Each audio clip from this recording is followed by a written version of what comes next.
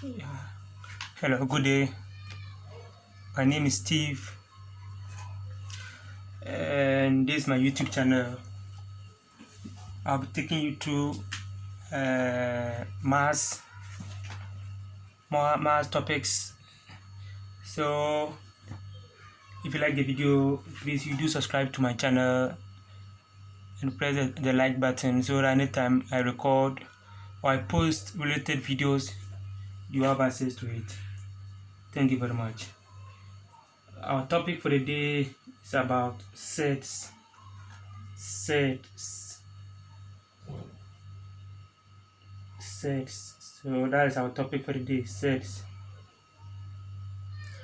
In numbers, taking the positive square root of expressions such as, so let's say if I take the square root of 9, I will have what? 3. That's my calculator here. Let me make my calculator here so that you see what I'm doing. If you place the square root of 9, you have what? 3. Okay. What about taking the square root of 4? Let's press it and see on our calculator. This my calculator is 991 years plus. Okay. So square root of 4, I had what? 2. Okay. But we have certain numbers that when you take the square root, you see that the root 9 gave me 3, which is an exact figure. The root 4 also gave me 2, which is an exact figure. But there are certain numbers that you can't take the when you take the square root, you will not get an exact figure, but it will give you what? Decimals. So for example, let's say if I take the root of let's take 3, the root of 3, let's see what we are going to have. So root of 3, you see that we are getting root 3, so let's place the SD. You see that we are getting decimals, that is 1.732. okay, so that is for what? Root 3. Now let's go to root 5. Root 5 2 is giving me root 5, so let's press the SD. When we press the SD, we see that the dot after the 2 is making it a decimal fraction, so it's so okay, so the root 5 gave us 2.236. I've taken mine to 3 decimal places, fine. Okay, so you can see that there are some difference between the first 2 roots that we took and the second set of what? Roots. The first set, when we took the root of 9, we had 3, which is an exact figure. The root of 4, which was 2, exact figure. But the root of 3 and the root of 5, they give us what? Decimal fractions. So numbers that when we take their square root, you have decimal fractions, they are what we refer to as what? The sets. The sets. So when we take any square root of any number and you are getting an irrational number, or you are getting a decimal fraction, that number is said to be what? Sets. So that introduces us to our topic called what? Sets. Okay, thank you very much. Now let's proceed. We have certain numbers that we can have their perfect square. So we have certain numbers that when you take their square root, it will give an exact figure, as we've taken for the 9, the root 9 which had 3, and the root 4 which that we had what? 2. Okay, so now we will be learning about how to reduce sets to their basic form. That's the reduction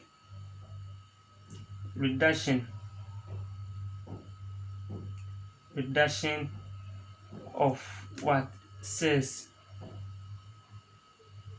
Okay, so we are going to see how we can reduce sets when you have the square root of a number and it's so big. How do you reduce it? Okay, so particularly, let's assume I have let me say 1. If I have the root of 18. The root of 18. How do I break this down? That's the question. That is root of 18. How do we break this one down? Fine. So in breaking this one down, we break them into two. So we break the root 18 into two numbers. And note, the two numbers, one should be a perfect square and the other should be a surd. Now you know what surds are. Numbers that want to take their square root, you add what? Decimal what? Fractions. Okay. So the root 18, I'm going to look for two numbers under the square root that when I multiply I get 18, but those two numbers, one should be a perfect number and the other should also be what? A surd. We will come to perfect numbers and you get to know what I'm talking about. Okay, so for the root 18, I'm going to break it into root of 9 times 2. That is root of 9 times what? 2. When you take the equation point, 9 times 2, you get what? 18. Okay, and I still have my square root there. Now, somebody would have said that 18, I could have also used two numbers like 3 times what? 6, which is 18, the same thing. But we don't want it in this form. The 3 and 6, we don't want that. Like, we want one of the numbers to be a perfect number and the other should be a surd. So for this instance, my 9 here is a perfect number and the 2 under the square root will give me what? The surd. So please let's take note. The two numbers that I'm reducing this 18, the root 18 into, one should be a perfect number that when you take the square root you get an exact figure, as the root of 9 is 3, the root of 4 is what? 2, etc. So for this now, the root of 9, so when I break this one into 2, I'm going to have root of 9 times root of what? 2. Root of 9, they are all taking the square root, so the root of 9 times root of 2. Someone will ask, why don't take the root, the 3 times 16? No, the 3 times 6, sorry. The root 9 is a perfect number and the root 2 is a surd. So always we want one to be a perfect number and the other should be what? A surd. So please let's take note. So in this instance, we are going to see that the root 9, when you punch root 9 on the calculator, you are going to get what? 3. That's what we want. And the other, when you punch it, you not get an exact figure, you get what? Decimals. So it means that number that's given as decimals is what we call the irrational number or the what? The surd. Thank you very much. Okay, so the root 9 as I just pointed is what? 3. So I'm going to have 3 times root of what? 2. And root 2, when you point root 2, you are going to get decimals and you don't want that, so we leave it like that. So 3 times root 2 is the same as 3 root 2. So it means if you want to reduce root 18, you are going to have what? 3 root 2 with the help of the calculator. Okay, please let's take another example. Let's say example 2. Example 2, how we can reduce surds. Okay, let's take root of 24. Root of 24. How do we reduce root of 24? How do we reduce root of 24? Okay, as I said earlier, let's look for two numbers and they should all be under the square root sign. Fine. And those two numbers, one should be a perfect number and the other should be what? A surd. As I said earlier, the perfect number is the one that when you press the square root of it, you get an exact figure. And the other number, when you point the square root, it will give you what? Decimal fraction. Okay, so root of 24, I'll have root of 4 times 6. 4 times 6 is what? 24. And the root 4 is the perfect number and the root 6 is a surd. As I posed the question that the root 18 you could have used 3 times 6, but I said those two numbers, they are all surds, but we don't want that. We want one to be a perfect number and the other should be what? A surd. Okay, so the same thing happens here. Somebody could have said that why don't we use 2 times 12? 2 times 12 is 24. Fine. But all these two numbers, we wouldn't have what? A perfect number. It will still proceed. Like the 12, you could have had, let's say, 4 times 3 in that order. So the root 4 times the root 6 will be a perfect number that when I break it into 2 again, I'm going to have root 4 times root 6. And you see the root 4, when you punch the root 4, you get 2. That's what we want. So I'm going to 2. But when I punch the root 6, I'm going to have a decimal fraction. So it means one of the numbers under the square root should give an exact figure, and the other should give you decimals, and the one giving decimals is the surd. So for this, I will not bring the decimals. I'll write it as it is, and I'll get 2 times root 6 is the same as 2 root 6. So that's about the reduction of surd. When you have a big number under the square root, you try to reduce it or break it down. And in breaking down, you should understand that in breaking down, we're going to have a perfect number and a surd within that square root. So please always put that one in mind. Now, I was talking about perfect numbers within the reductions that we did here. So now we are going to look at some of the perfect squares that we have. And please, you take note of them very well because it will help us in our subsequent discussions. Perfect squares. Okay, so perfect squares. So let's go to the next slide.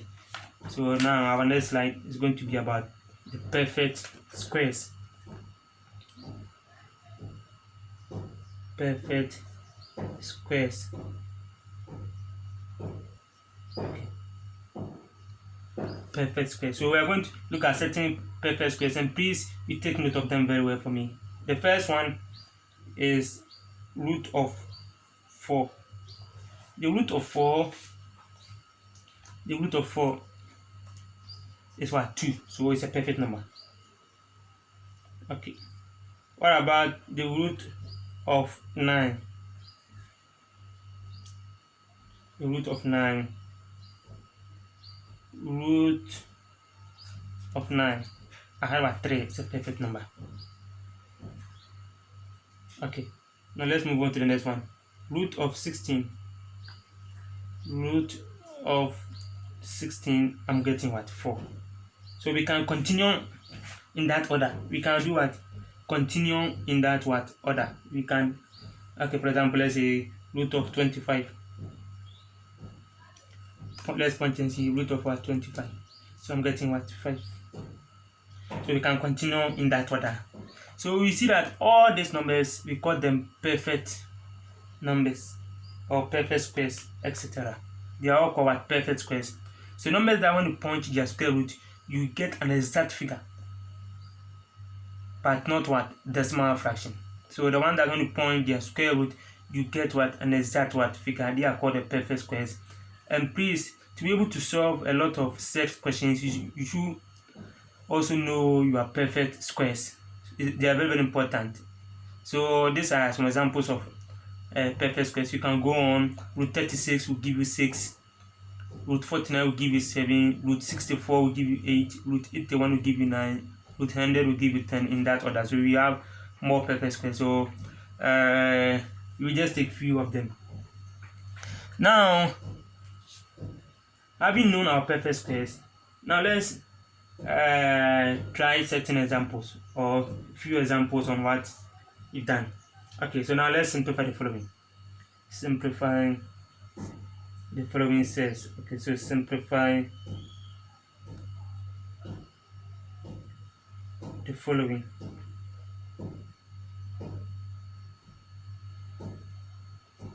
Simplify it.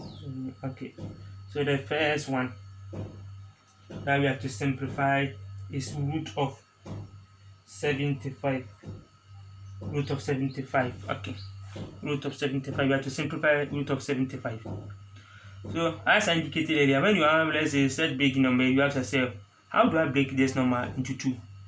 Where one will be a perfect square and the other will be a surd. So always put that at the back of your mind. So how do I break this root 75 into 2? so that one could be a perfect number and the other will be what I said. Okay, so for this you can see that we can break this one into square root of 25 times 3. Let's see, 25 times 3 will give me 75. Why am I choosing 25 times 3? The root 25 is a perfect square here, and the root 3 will give me what I said. So that one is good. The root 25 is a perfect square here, and the root 3 is what I said. Okay, so having known this, I can also break it into 2 again. That is root 25 times root what? 3. And now I want to take a calculator. When you point the root 25, you get what? 5. So you get 5 times root what? 3. And 5 times root 3 is the same as 5 root 3. So it means root 75 is equal to, so therefore root 75 is equal to 5 root what? 3. Let's point and see root 75 is equal to what? 5 root 3. In this simplified form, we can't do nothing to this answer again. So we've simplified the root 75 to 5 root what? 3. Okay. Now let's take another example. Example 2. Let's say root of 98. Root of 98. The same way we are going to break 1 into 2, where one should be a perfect number and the other should be a set. Okay.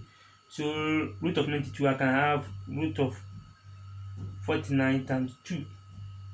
Why the root 49 times 2? Because the root 49 is a perfect square, and the root 2 will give me a set. Okay, so having known that, I can still proceed where I'll have the root 49 times the root what? 2.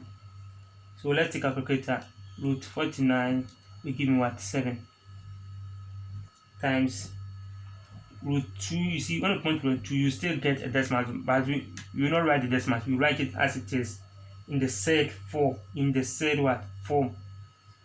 So you have 7 times root 2, and 7 times root 2 is the same as what? 7 root 2. So now if you take a calculator, this is my 991 years. Okay, so when you point root 98, you see that I'm getting what?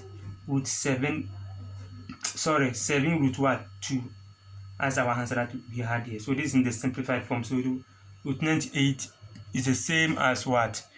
7 root what? 2.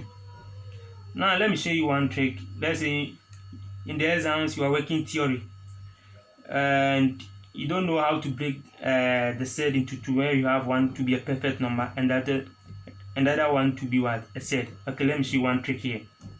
The trick is that you see that when you punch root 98 on the calculator, you are getting what? 7 root 2. So if it were to be objective answer, you just shade it. But if it were to, you need to show working like this. So let's try and show you some tricks in it. Okay, having gotten this answer on the calculator, which is 7 root 2.